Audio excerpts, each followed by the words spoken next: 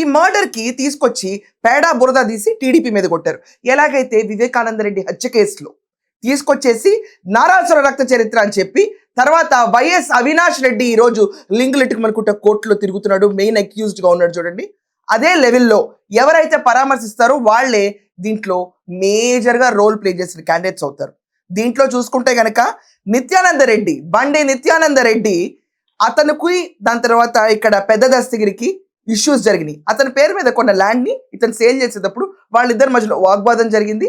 అదే రీతిలో వాళ్ళ మధ్యలో గొడవలు కొనసాగుతుంటే వాళ్ళు ఒక తిరణాల్లో బండి నిత్యానంద రెడ్డి మనుషులు వచ్చి దస్తగిరి పైన అటాక్ చేశారు. అటాక్ చేసిన తర్వాత గొడవలు పెద్దయ్యాయి.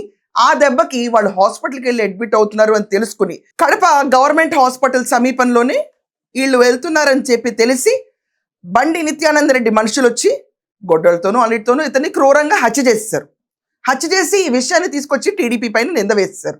నింద వేశాక పోలీసులు with in short span of 4 to 5 hours లోపు అసలు ఈ గొడవ కారణం ఏంటి అండ్ ఫోన్ ట్రాకింగ్లో మొత్తం డీటెయిల్స్ పట్టుకుని అక్కడ హత్య చేసిన వాళ్ళందరూ వెళ్ళిపోయి ఫోన్లలో బండి నిత్యానంద రెడ్డికి ఫోన్ చేసినట్టు, ఎట్ ద సేమ్ టైం వాళ్ళందరూ బండి నిత్యానంద రెడ్డికి వర్క్ కంప్లీట్ అయిపోయిందని చెప్పినట్టు ట్రేస్ అవుట్ చేస్తారు.